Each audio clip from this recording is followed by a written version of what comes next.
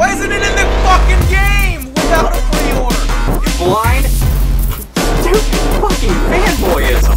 Microtransactions and DRM. Downloadable content. What's up, gamers? Welcome to Gamer Rant. I actually attempted to record this video yesterday, but that didn't inherently work out. But we don't want to make the video too long, so I'm not going to give you an explanation. We are going to be talking about Ghost Recon Breakpoint's microtransactions. And I'm going to prove to you 100% factually, modern day video games do not create art. They create products. Now, we have to quickly explain this because there's going to be some jackass out there. Video games are a product. No shit, Captain Obvious. No shit. We're talking about the treatment. All right. So in the movie industry, in fact, ironically, just about in every industry that is considered an art form, there's this little term called a cash grab. Most of the time you see it within the film industry. You can also see it in the gaming industry, as well as the book industry. Specifically, self-published books, straight to ebook. You can find a lot of self-published books on Amazon and even Nook that are just filled with grammar and garbage. I mean, a literal cash grab, all right? So cash grab is found in just about every industry in art within of itself. So when I say the term product, it's basically just another word for cash grab. They're treating this art form like a product, a cash grab, all right? They're not taking it serious. They're not trying to create art. They're more worried about the money side than the artistic side, which, you know, I'm sure could be debatable. But I think if they focused on that art side and made it entertaining, it more than likely has the possibility, the goal of just about every business to make them money, especially within the video game industry. But I digress. Like I said, it's debatable. But what isn't debatable is the fact that modern day video games isn't art. And I'm going to prove that to you. So, the first thing that we are going to talk about, ladies and gentlemen, is you see all this stuff right here? Oh, wait, did I transfer? No, I didn't. Well, that would help if I did this one, right, ladies and gentlemen? You see all this stuff right here? Microtransactions, skins, etc. We come over to the different editions. You know, we got more, you know, specific packs and micro DLC, microtransactions. Which some people might say none of these are microtransactions, but actually, by definition, all DLC is a microtransaction. And ironically, all microtransaction, by definition, is DLC. So yes, I am correct in that aspect. It's just most people don't actually look at it. They actually try to separate the two. DLC and microtransactions are completely different things. No, they are not. By the definition of what a microtransaction is, all DLC fits into that category, with one particular exception, and that would be an expansion pack. Because an expansion pack expands upon the stories and the characters. A good example of this is the Undead Nightmare for Red Dead Redemption. Literally played like a standalone game. So, and you know, you also have your mini expansion packs, which are better. Some of them are probably questionable, but, you know, for the most part, they're definitely more decent than micro DLC and microtransactions. To here on out, we're going to be referring to everything as microtransactions because, like I said, they're one and the same thing, with the exception of expansion packs, because they literally expand upon the characters and the stories and the art itself. So yes, in this modern day, this is the kind of stuff we have. Another thing that we have is this kind of stuff. Day one patch. Day one patch. Includes the day one patch. I don't know about you, but art should be complete. That's the whole point of art, right? Would you buy a painting that's only 75% done from the artist? No, you wouldn't. Would you buy an incomplete statue from a sculptor? No, you wouldn't. Would you purchase an incomplete book? And we're not talking about a series, obviously, ladies and gentlemen. We're talking about the literal book, the individual book. If it's a part of a series, then book one. Would you buy an incomplete book? No, you wouldn't. Would you buy an incomplete comic book? Again, we're not talking about series. I have to mention this because, as we all know, people are people. Of course not. So here's a question. Because you want to know something, here's something to think about as I begin to give you examples. All of this stuff, I want you to think about it in the context of what it is to a video game as an art form. Because ironically, this kind of stuff only happens in one type of art form, and that is video games. So here we go, ladies and gentlemen. Are you ready for this? Where can I go to purchase some characters for this comic book? Because, you know, the artists and the writers and the publishers, they're hurting for money.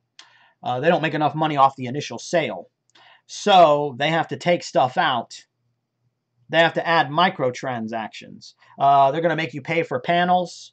Maybe they're going to make you pay for an alternate costume, all right? They're going to put gay-looking costumes. I don't mean that in the literal sense. That's metaphoric, ladies and gentlemen. Calm down, all right? Non-fashionable, all right, if we have to go down that route. Non-cool. Dialogue's going to be taken out. Characters, pages going to be missing. But to get it all back, all you got to do is pay the comic book company some microtransactions. Purchase some DLC. Doesn't happen in comic books. Because everything that they want in this story is going to be in this story. Everything they want in the art is going to be in the art. Simplicity within of itself. Where can I go to purchase extra pages or chapters or extra minutes?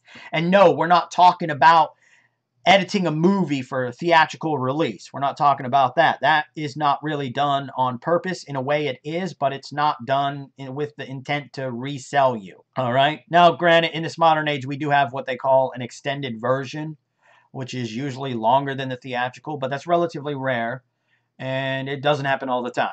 So, again, where can I go to purchase the extra minutes, the character that was taken out, the alternate costumes, the skins, the pages, the chapters that were taken out? Where can I go to purchase all of this stuff? I can't. Because video games is the only art form that treats its art form like a product rather than an art form.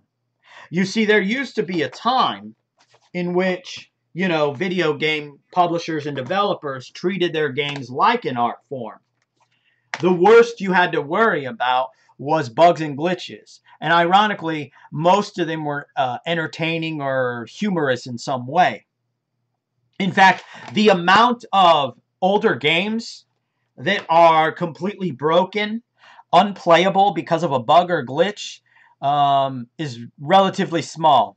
I'll admit I don't know the exact number, so I'm going to give a hypothesis here that it doesn't even hit the double digits. And even if somehow it does, I'm going to say it probably doesn't even surpass 19. And when you compare that number, even if it happened to be 50 games that could be factually broken because of a bug or a glitch or an unplayable mission, in comparison to how many games they made, and in comparison to all the crap they make today where they require and they have day one patches, which is kind of ironic. This is the next thing about video games. It's also the only art form that will sell you incomplete art. Whether we're talking this kind of bullshit, you know, mostly skins. Who cares about premium currency? I'm talking about like skins, characters, that kind of things. It's the only one that's going to do it. They're going to do it here. And of course, more incompleteness because they can't take the time to properly bug test their game. Video game is the only art form that has literal accessories to the art. And let me explain this real quick because as we all know, people will be people. A bookmark is an accessory to the book. It's not an accessory to the art that is found inside the pages of that book. Hopefully that quick explanation has resolved any stupidity that was forming in your brain. You know, one of the main reasons why I created this channel is because I am a writer, or I should say it's my goal. There we go. To be a full-time writer of fiction, novels. I'd like to get into comic books. Not necessarily art, because I don't really have that kind of artistic skill. Movies. I think that'd be pretty cool. All right, that's my ultimate goal. Even writing for video games. And as a creator, you know, I look at how other creators, publishers, developers, and when I say developers, I'm not talking about the programmers, the graphic artists, the writers. I'm referring to pretty much the higher-ups of that developing company that make decisions or don't have the balls to stand up to their publisher. You know, they'd rather treat their fan base like shit instead of growing a pair. As a creator, I find it very insulting. Also as a gamer. Video games is literally the only art form that will sell you literal accessories to the art, and it will also literally sell you incomplete art. Well, technically that's not 100% accurate, because the film industry, mostly television, will definitely sell you incomplete art as well. Usually when they cancel a series and then they still release a DVD and Blu-ray. So there is that. But ironically, when you look at it from the film or television to video games does it a lot more. Whether we're talking, you know, skins and stuff that they purposely take out, or the lack of fully beta testing their games. That way there is no such thing as a day one update, because yeah, art should not be updated. You know, I find it kind of funny and hypocritical that these game developers and publishers fought to get video games to be considered an art form, and here they are, however many years from that point, and they're literally treating this art form like a product, like a cash grab. It's disgraceful from the perspective of a gamer and a creator. And you know, the whole reason why I create these kind of videos is to try, regardless of how I, you know, talk, angry, whatever the case may be, maybe using some profanity in there, maybe even insulting a specific group of people. The whole point, even besides however I give you criticism, is, you know, I want this art form to flourish and grow and be good like most other art forms. I say most because they're all guilty in some way of treating themselves like a product. That's why you can find a shit ton of self-published ebooks on Amazon and Barnes & Noble's Nook and the Kindle, and they're just glorified, unedited, grammar mistake-infested piles of garbage, because the person was more worried about making money, a cash grab, than giving two shits about what they were trying to actually create. That's both disrespectful and disgraceful to the art form itself and other authors. No different than what we look at how the video game industry treats this art form in this modern age. It's disgraceful, especially from where a lot of these companies came from and started. We also have to mention this article right here. It's from Kotaku. Ghost Recon Breakpoint's Microtransactions Explained. Articles by Heather Alexandra. First thing first, none of Breakpoint's microtransactions are required for a comfortable experience. They suck, but they can be avoided. Many options are cosmetic, and well, they are options that can help you get quality gear. It's pretty easy to loot new weapons and rewards. The problem that I have with this article is it pretty much does what most game journalists do. They don't give a shit about the fan base, and they don't give a shit about the art form, because they're going to sit there and they're going to make excuses for the developers and the publishers on why they put this bull crap in the art form in the first place. And all you're doing is making excuses. If you read between the lines, she's basically just saying in a different way, don't like it, don't buy it. And I don't know about you, but I am sick and tired of people using that bullshit excuse and just making excuses for this kind of crap in general.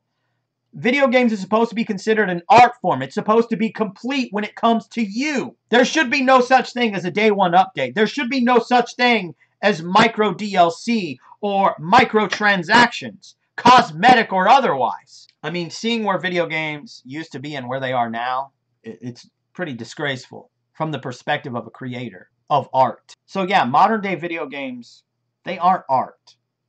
They're cash grabs. They're treated more like a product than art. There's a reason why I've said once and many times, and I will continue to say, Electronic Arts needs to take the word arts out of their business name, because they don't make fucking art. They make garbage. And apparently, same thing can be said about Ubisoft, and they don't even have the word art in their business name. Too many publishers and developers have ultimately forgotten their roots, where they started, And the very fight that they themselves wanted to make video games to be considered an art form, and here they are years later pissing all over that. It's just disheartening and, you know, disconsiderate from the creators that came before them, from the publishers that came before them, from the CEOs that came before them, and apparently at least had half a fucking brain. I hope you enjoyed this video in some fashion or form. I apologize if there was kind of the audio cracking. It doesn't like it when I raise my voice or yell. I'm still in progress in upgrading this Logitech piece of shit webcam. Anyway, I hope you enjoyed this video in some fashion or form. And remember, gamers, if you're not voicing your thoughts and concerns about the bullshit that is found within gaming, how it's apparently art, but yeah, not art, obviously, factually, not my opinion, you just might be a part of the motherfucking problem.